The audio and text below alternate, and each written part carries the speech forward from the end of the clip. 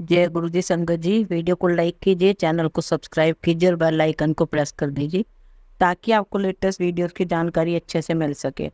जय गुरु जी। संगत जी, गुरु जी का अनंतम शुक्राना, गुरु जी के श्री चरणों में कोटि कोटि प्रणाम और प्यारी संगत को भी जय गुरु जी। संगत जी, हम सभी मनुष्य बहुत साधारण बुद्धि वाले होते हैं। मैं साधारण बुद्धि वाला इसलिए कह रही हूँ क्योंकि हम मनुष्य की बुद्धि में इतनी शक्ति नहीं है कि हम ईश्वर के द्वारा या जो गुरु जी के द्वारा हमारे जीवन में क्या किया गया है, कोई भी न्याय, कोई भी कार्य समझ पाए। हम सब हर परिस्थिति में ऊपरी तौर से कैलकुलेशन करते हैं, परंतु प्रैक्टिकली कुछ और होता है। हम अक्सर गुरु जी से सवाल जवाब करते हैं कि गुरु जी मेरे साथ ऐसे होना चाहिए था, मुझे यह मिलना चाहिए था आदि, परंतु गुरु जी हमें वही देते हैं जितने का हम हकदार होते हैं। इस बात को हम और गहराई से समझेंगे सत्संग के अंत में कहानी के माध्यम से। संगत जी, आज का सत्संग बहुत बहुत ही खास है, बहुत ही सुंदर सत्संग है, बहुत ही महत्वपूर्ण है और आप प्लीज सत्संग पूरा सुनिए, अंत तक सुनिए। हम सत्संग शुरू करें उससे पहले आप सभी से रिक्वेस्ट है, आप सभी अपने सत्संग सुंदर लिखावट में हिंदी में ईमेल आईडी और व्हाट्सएप पर शेयर करें, और अगर आप कंफर्टेबल हैं तो ईमेल आईडी और व्हाट्सएप पे टाइप भी कर सकते हैं।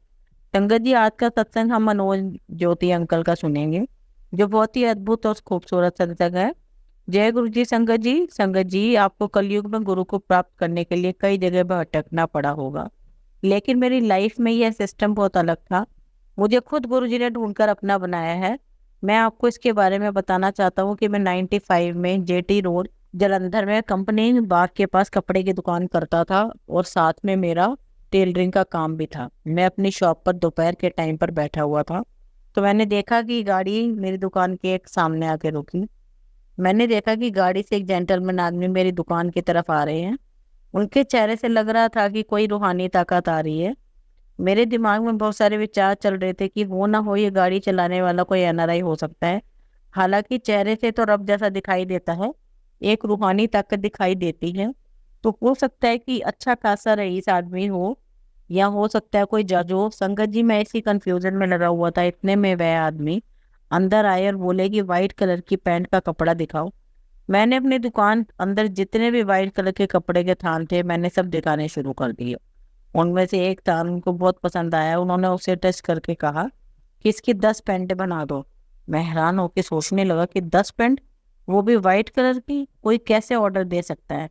मैंने सोचा कि चलो ठीक है, मुझे क्या करना है, ये तो मेरा काम ही है। पर संगत जी, मैंने सोचा कि चलो काम तो काम है, हमें क्या लेना देना, हम सिलते हैं। या उन्होंने मुझसे कोई रेट पूछा कि कौन सा कपड़ा है, किस तरह से कपड़ों का क्या हिसाब रहेगा, क्या सिलाई होगी, कुछ भी नहीं पूछा और सीधा बोल दिया कि 10 पैंट सिल दो। मैं जब इंच टेप लेकर उनका नाप लेने के लिए काउंटर से बाहर आया तो मैंने रजिस्टर में लिखने के लिए उनका नाम पूछा, तो उन्होंने जवाब दिया कि गुरुजी लिख दो। मैंने सोचा कि यह किस तरह का नाम है, गुरुजी? शायद ये मेरे साथ मजाक के मूड में है, इसलिए मैंने फिर से उन्हें रिपीट किया कि आप मुझे अपना सर जी नाम बता दीजिए, मैं लिख देता हूँ। उन्होंने फिर से वही कहा, आप गुरुजी लिख दो। 300 डिफेंस कॉलोनी जलंधर में रहता हूँ, यह है मेरा एड्रेस है। मैंने कहा ठीक है, मैंने लिख लिया और मैं उनका नाप लेने लगा। संगत जी, जब मैं नाप ले रहा था तो उन्होंने इस बीच में कुछ भी नहीं कहा, सारे ऑप्शन जो मैंने बताए एज इट इज उन्होंने मान लिए। लेकिन जैसे ही पैंट की लेंथ की बारी आई, पैंट की लंबाई जो कि मैंने 40x5 इंच रखी थी, तो कहने लगे कि नहीं, आप 40x5 की बजाय इसकी लंबाई 42x5 कर दीजिए। पहले तो मुझे सुनकर मन में आया कि गलत हो रहा है, 42x5 पैंट की लंबाई अगर ज्यादा हो गई तो बाद में यही जनाब कहेंगे और मुझसे ऑल्टर करवाएंगे। तो मैंने कहा सर जी, लंबाई तो आप रखवा रहे हैं, ये बहुत ज्यादा है। आपको अगर ऐसा लग रहा है कि 40/5 की बजाय 11/2 इंच बढ़ा दिया जाए तो चल जाएगा, मगर 42/5 तो फर्क बहुत बड़ा हो जाएगा। ये इतना लंबा हुआ कि आपकी पैंट जो है वह पैरों में से नीचे चली जाएगी। पर वह मेरी बात नहीं माने, उन्हें 42/5 ही चाहिए। संगत जी, जैसे ही मैंने उनका पूरा नाप ले लिया और मैंने बिल बना दिया तो मैंने उनसे कहा कि सर बिल बन गया है और यह पैसे हैं, आप मुझे पैसे एडवांस दे दिए।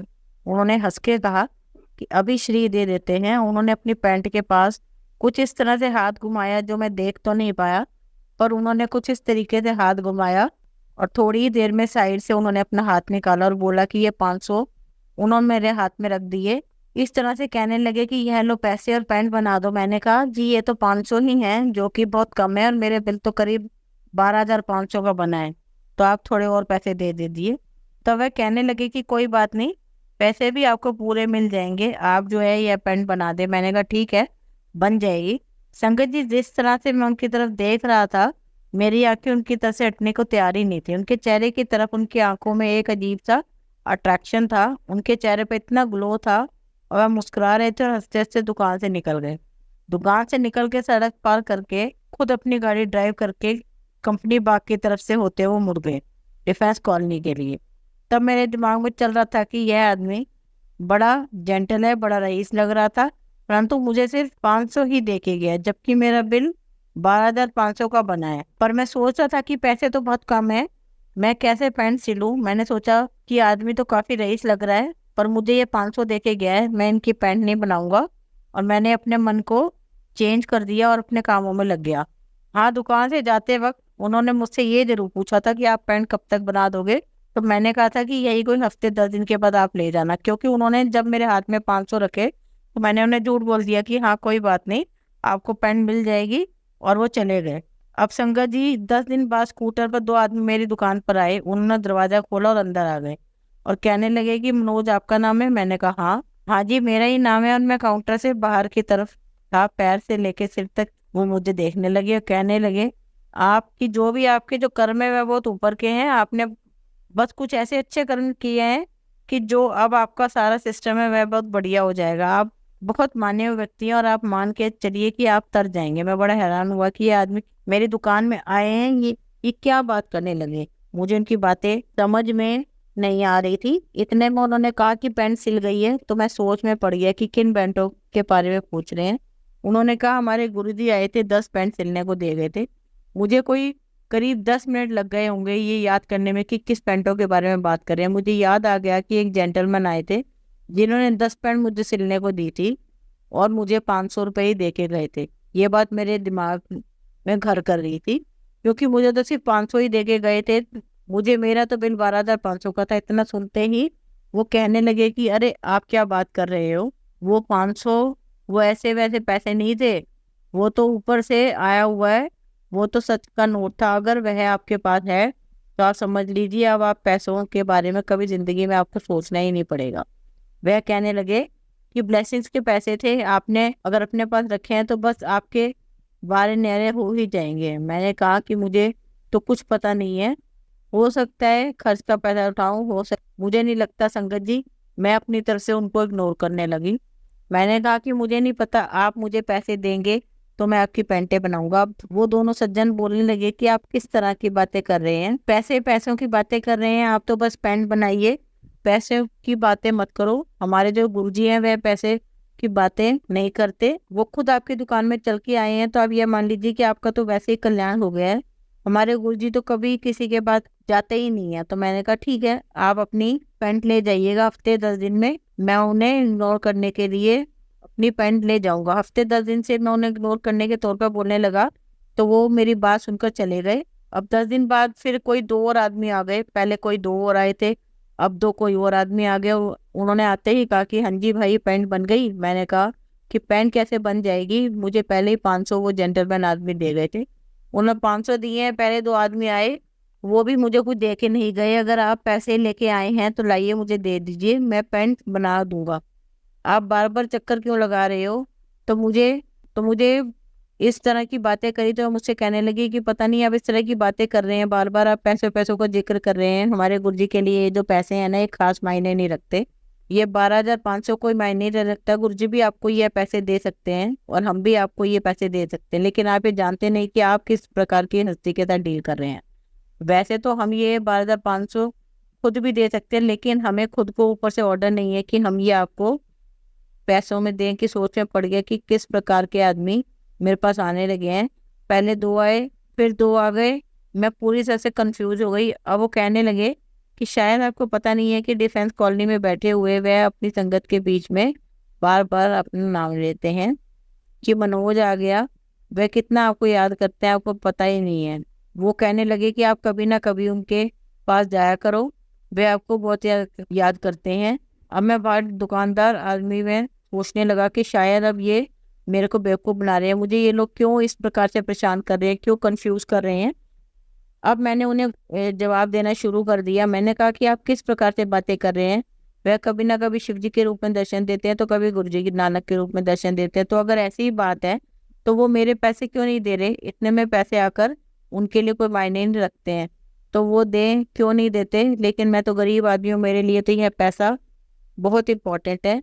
मैं कोई इतना बड़ा साहूकार थोड़ी ना हूँ कि इन पैसों की जरूरत नहीं करूँ और 10 पेंटे बना के रख दूँ। अब ये 500 के कौन पेन बना के देता है। मैंने सोचा कि मैं आपको जब सीधी सीधी बात बता देता कि मैंने जितनी भी आपकी बातें सुनी और साक्षात शिव जी भगवान भी मेरे पास आ गए ना पेन बनवाने के लिए, मैं उनसे भी पैसे मांगूंगा क्योंकि मैं तो ठहरा दुकानदार, मैं तो पैसे लूंगा ही। अब मेरे पास जब शिव जी आएंगे तो ऐसे थोड़ी ना जाएंगे कि उनकी जटाएं लंबी हुई हैं और जटाओं में गंगा नदी बह रही है। मेरे पास आएंगे तो पैंट शर्ट पहन के ही जाएंगे और मेरे जैसे आम आदमी को वह पहचान पाना तो बहुत मुश्किल है। मैं तो उनसे भी पैसे ही लूंगा ये ना, जबकि मैं अपने भोलेनाथ के ऊपर, अपने शिव जी के ऊपर किसी को भी नहीं मानता। आप जिनके बारे में बात कर रहे हैं जो आपके गुरुजी हैं, ऐसा नहीं है कि मैं उनकी इज्जत नहीं करता, करता हूँ, इज्जत करता हूँ, मगर पर पैसों के मामले में तो मेरे पैंट का सवाल है। मुझे भी तो पैसे देख के कहीं से अपना सामान खरीदना होता है। अपनी दुकानदारी के पॉइंट ऑफ व्यू से उन्हें उल्टा सीधा बोल के मैंने चुप कर दिया। मैंने उनसे कहा कि क्या आप पैसे दे रहे हैं, तो उन्होंने कहा कि पैसे तो अभी हम नहीं दे रहे हैं, लेकिन आप पेंटे बना दें, आपके पैसे मिल जाएंगे। उन लोगों ने बड़े ही तरीके से मुझसे बात करी, कोई गुस्से से बात नहीं की, आराम से बात करके बिना पैसे दिए चले गए। अब मुझे लगा कि चलो ठीक है, अब मैंने इन्हें समझा दिया, अभी दोबारा नहीं आएंगे। लेकिन 2 दिनों के बाद शायद, मैं इसलिए बोल रहा हूँ कि करीब 27 या 28 साल बाद मुझे एक किस्सा याद आया है, और याद भी किस तरह से कराया गुरुजी ने, यह भी मैं आपको आगे जाके बताऊंगा। और 2 दिनों के बाद 2 आदमी आए, जिसमें एक सरदार जी थे और एक हिंदू जेंटलमैन आदमी बाहर आए। स्कूटर लगाया दुकान में, अंदर आकर बोलते हैं कि लीजिए 5,000 लीजिए और उनकी पैंट तैयार कर दीजिए। मैंने पैसे लिए, सोचा कि चलो 5,500 तो आए, चलो पैंट बना देता हूँ। फिर सोचा कि चलो अब इनको और चक्कर नहीं लगवाना, पहले ही बहुत चक्कर लगवा चुका हूँ, अब तो मेरे थोड़े बहुत तो पैसे आ ही गए हैं, अब पैंट बना ही देता हूँ। अब मैंने शाम को 4:30 बजे वो थान का कपड़ा निकाला जो गुरुजी ने पसंद किया था और 10 पेंटों का कपड़ा काट दिया। मेरे दुकान में जो ऊपर वर्कशॉप थी उसमें जो कारीगर बैठा था उसको मैंने बोला, ये लो, ये 10 पेंट मैंने काट दिया, इसको सिलना है। अब संगत जी जैसे ही पेंटे वर्कशॉप में कारीगर को दे के नीचे उतरा, पता नहीं गुरुजी ने फिर से मेरे दिमाग में क्या थॉट डाला, मुझे फिर से कंफ्यूज कर दिया। मैंने सोचा कि मैंने 10 पेंटे काट दी, मेरे पास 5,500 भी आ गए हैं, पर जो मेरी पेंटों की असली लागत है वो तो अभी तक मुझे नहीं मिली। और जो खास जो मेन आदमी है जिसका मैंने नाम लिया है वो तो उस दिन के बाद से एक बार भी नहीं आया। अब जो ये अलग अलग आदमी मेरे पास आते रहे हैं जो अलग अलग तरह की बातें करते रहे हैं, बेशक ये मुझे 5,500 दे के गए, लेकिन हो सकता है कि कहीं ये पेंटे लेने आए ना, तब मैं तो ठहरा गरीब आदमी, मैं ये 10 पेंटे कहाँ जाके बेचूंगा। संगत जी व्हाइट कलर ऐसा होता है कि व्हाइट पेंटे तो कोई बहुत कम लोग ही इसको ले पाएंगे। अब मैं सोचने लगा कि मैं तो बड़ा फंस गया हूँ, मैंने 10 पेंटे काट दी और मैंने गलती के ऊपर दूसरी गलती कर दी। अब जिस तरह से गुरुजी ने मेरे दिमाग में विचार लाए और मुझे अपने इन सब विचारों के चक्कर में लगा दिया, क्योंकि इसमें जो बात छुपी थी वो मेरा बेड़ा पार करने वाली ही बात थी। जो बचा कुछ हिसाब था गुरुजी ने मुझसे पहले ही करवा दिया था, वो इस प्रकार से कि मैं थोड़ी देर में सोचने लगा कि क्यों ना जिसकी पैंट मैं सिल रहा हूँ तो उस असली पार्टी से मैं खुद ही मिल के आ जाऊँ।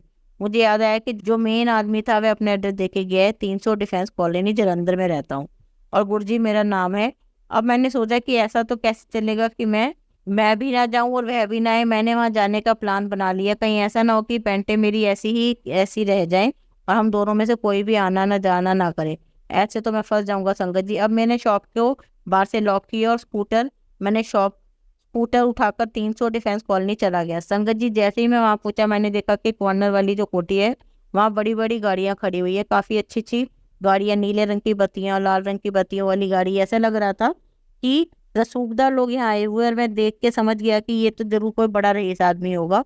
मैंने तो यही सोचा या तो ये कोई जज है या कोई बहुत बड़ा रईस आदमी होगा। अब संगत जी मैंने भी इन बड़ी बड़ी गाड़ियों के बीच में अपनी गाड़ी खड़ी कर दी, क्योंकि वो है ना कि एक मन में डर बना रहता है, इतने बड़े लोगों के बीच में मेरे जैसे आम आदमी अगर वहां जाएगा तो डर तो बना ही रहेगा। जैसे अंदर गया तो सेवादार ने कहा कि आप अंदर जाके बैठ जाओ। संगत जी, जैसे ही मैं अंदर गया, वहां का माहौल देखकर मैं हैरान रह गया।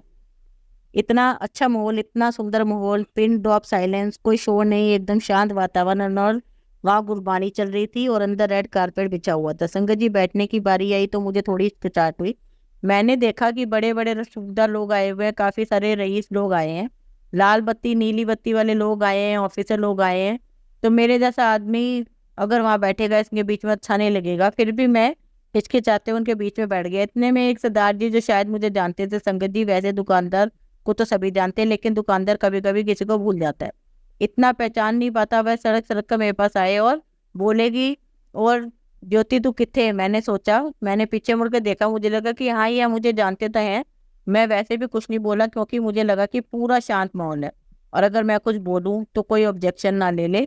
और थोड़ी देर में उन्होंने मेरे शोल्डर पर टच करके बोला कि ज्योति तू किद्दां आया। अब मैंने सोचा कि ये मुझे बार बार परेशान करेंगे, मुझे भी अच्छा नहीं लग रहा था, तो मैंने बोल दिया कि मैं यहाँ पैसे लेने आया हूँ। अब इतने में वो सरदार जी इतना सुनकर मेरे पीछे पड़ गए, तो यहाँ किससे पैसे लेने आया? मैंने उनको बोल दिया कि तुम्हारे गुरुजी को पैसे लेने आया हूँ।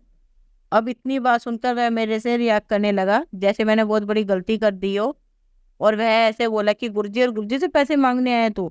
मैं अंदर ही अंदर डर गया कि पता नहीं मुझसे ऐसी क्या गलती हो गई। अब संकट जी, मैं ये सोचने लगा कि पहले वो दो आदमी आए इस तरह की बातें करते रहे, अभी सरदार जी मुझसे इस तरह की बातें कर रहे हैं, पता नहीं मुझसे ऐसी क्या गलती हो गई है। मैं चुप होकर के डरा हुआ सहमा सा बैठा हुआ था।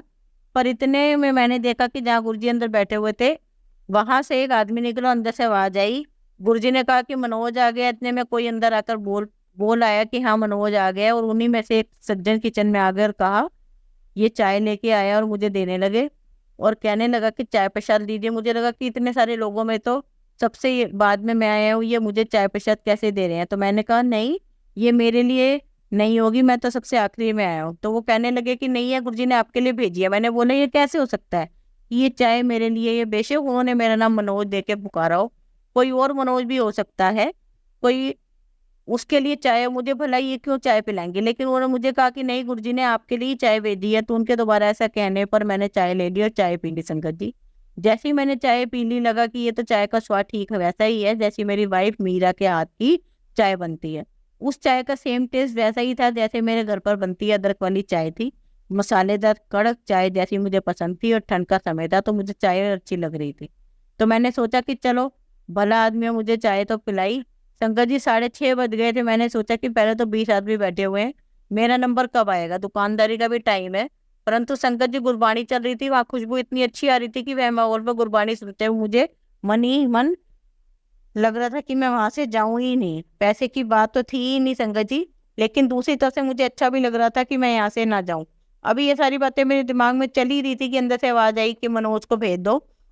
यह सुनकर मैं सोचने लगा कि अभी तो 20 आदमी बैठे हुए हैं और मुझे बुला लिया, मनोज को बुला लिया, तो हैरानी क्यों सुनकर अब मुझे लगने लगा कि मुझसे गलती जरूर हुई है। हर कोई अलग अलग आदमी आते रहते हैं, मैं उनको कुछ कुछ बोलता रहता हूँ, तो आप जरूर यह मुझे अंदर बुलाएंगे। डांट में यह भरा हुआ सोचकर बैठा ही था कि एक सेवादार अंकल आए और बोले, आपको गुरुजी अंदर बुला रहे हैं।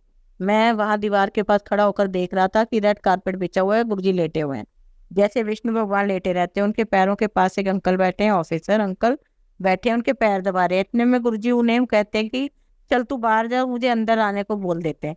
अब तो ये बात मुझे पक्की लगने लगी कि मेरी अंदर क्लास लगने वाली है। ये अंकल को तो बाहर जाने को बोल रहे हैं और मुझे अंदर आने को बोल रहे हैं। अब बेशक इन्होंने मुझे चाय तो पिला दी, लेकिन अब मेरी खैर नहीं है। अंदर मुझे देखकर गुरुजी बोलते हैं, आ गया मनोज? मैंने कहा हाँ जी मैं आ गया हूँ, बताइए क्या बात है? कहते हैं बैठ जा। मुझे किस तरह से उन्होंने इशारा किया बैठने के लिए, जिस तरह अंकल जहाँ वह बैठे थे रजाई में एक तरफ इशारा करते हुए बोले कि बैठ जा। मैं सोचने लगा मैं तो गरीब आदमी, मैंने तो काफी सारी बेवकूफियां की हुई है, तो मुझे लगा कि मैं बैठूंगा और मुझे एक लात पड़ेगी और बोलेंगे कि यहाँ क्यों बैठ रहे हो। पता नहीं दिमाग में मेरे कोई तरह तरह के विचार आ रहे थे कि मैं उनसे कभी मिला नहीं था। एक बार जब हम शॉप पे मिले तो मैंने एक बार शॉप पर मिलने से कोई रजाई में थोड़ा से जाके बैठ जाता जहाँ उन्होंने मुझे इशारा किया। मैं वहां जाके बैठ गया और जैसे ही मैं बैठा उन्होंने मुझसे पूछा, पैंटें बन गई हैं आप? मैं सोचने में लगा कि मैंने अगर सच बोल दिया कि पैंटें नहीं बनी है और बाहर इतने सारे ऑफिसर बैठे हैं, तो कहीं ना कहीं ऐसा ना हो इन ऑफिसरों से मुझे जूते ही पड़वा दे। तो मैंने बोल दिया हाँ बन गई हैं पैंट। तो गुरुजी ने मुझे कहा कि 4:30 बजे तो तूने पैंटे काटी, 6:30 बजे तू यहाँ आ गया, तूने पैंटे कब बनाई? संगत जी आप यकीन करो, मेरे पैरों तले जमीन खिसक गई, मैं डर गया और अंदर ही अंदर सोचने लगा कि ये तो मैं फंस गया हूँ, क्योंकि यहाँ तो कोई सीसीटीवी कैमरा भी नहीं था। इन्हें कैसे पता ये सब? बाद में 94-95 की बात कर रहा हूँ, जब सीसीटीवी कैमरा नहीं होते थे। मैंने तब सोचा कि अब तो मैं फंस गया संगत जी। लेकिन मेरी इतनी हिम्मत नहीं पड़ रही थी कि मैं उनके चेहरे की तरफ देख भी लूं। संगत जी उनके चेहरे से नूर झलक रहा था, चेहरा इतना चमक रहा था, पूरे चेहरे पे गुलाबीपन था। मुझे लगा कि भोलेनाथ के भी दर्शन ऐसे ना होंगे, जहां मैं मानता था कि मेरे भोलेनाथ से भी बढ़ चढ़ के कोई नहीं है, लेकिन उनका चेहरा इतना खूबसूरत, इतना अट्रैक्टिव था कि वह मेरे दिल को छू रहा था। कुल मिलाकर मुझे बस इतने याद है कि मेरी उनसे नजरें नहीं मिल पा रही थी। तभी वह मुस्कुरा के बोले, चलो चलो कोई गल नहीं, पेंटा बना लिए। मैं अभी इस बात को सोच के डर ही रहा था कि संगत जी इतने में गुरुजी ने कहा पेंटे बना देना, कोई बात नहीं। और संगत जी जो बात मेरे मन में, मेरे दिमाग में चल रही थी, वो गुरुजी ने बोल दी। और बता, मिल गए बाकी के पैसे।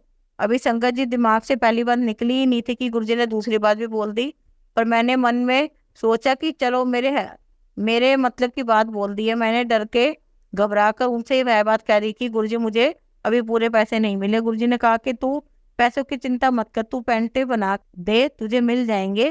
संगत जी मुझे लगा किस तरह की आदमी है, मुझे डांट भी नहीं रहे हैं और हंस हंस के बोल रहे हैं कि तू पेंट बना के तुझे तेरे पैसे मिल जाएंगे। मुझे लगा कि ऐसा तो नहीं है कि यहाँ बुला के मेरी हंसी उड़ा रहे हैं, मेरा मजाक उड़ा रहे हैं, बाद में मुझे पैसे ही ना मिले और चाय भी पिला दी। मुझे लगा कि आदमी तो अच्छा है, मुझे डांट भी रहे हैं, मुझसे बातें भी बहुत हंस हंस के कर रहे हैं, मुझे चाय भी पिलाई है। मैंने उनसे कहा मुझे आपसे एक बात कहनी है, तो उन्होंने बोला हाँ हाँ बेखौफ होके बोलो क्या बात है। मैंने कहा अपने पैंटों की जो लंबाई 42/5 की है वो बहुत लंबी है, आपके पैरों में उलझ जाएगी, आप गिर जाओगे। संगत जी मेरे दिमाग में तो चल ही रहा था ये ऑल्ट्रेशन का काम मेरे पास ही आने वाला है, मैं तो मुझे इसको ठीक करना पड़ेगा, क्योंकि 10 पैंटों का काम है, इसलिए मैंने सोचा पहले ही बता दूं। मैंने कहा ऐसा करते हैं 42/5 की बजाय 41/5 कर देते हैं, ज्यादा लंबी भी नहीं रहेगी। तो गुरुजी माने नहीं, बोले कि ना ना ना, 4/42 ही क्यों कर रहा है, मैं जब भी कुर्सी पे बैठ सकता हूँ और पैर के ऊपर पैर रख के बैठता हूँ, तो मैं नहीं चाहता कि मेरे पैर नंगे दिखे, वो ढके हुए रहे। और फिर मैंने सोचा कि बालों में मुझे क्या लेना देना है, जब कोई बंद जिंदा जिद कर ही रहा है तो वही बना देता हूँ। संगत जी ये है, मैं आपको क्लियर कर देना चाहता हूँ कि गुरुजी ने 42/5 रखने के लिए इसलिए कहा था कि वो नहीं चाहते थे कि उनके पैर किसी को दिखाई दे। मैंने गुरुजी को कहा ठीक है बना दूंगा, तो गुरुजी ने कहा कि कितने दिन में बना दोगे, तो मैंने कहा 2-3 दिन में मैं गुरुजी बना दूंगा। गुरुजी कहते हैं ठीक है जा ऐश कर।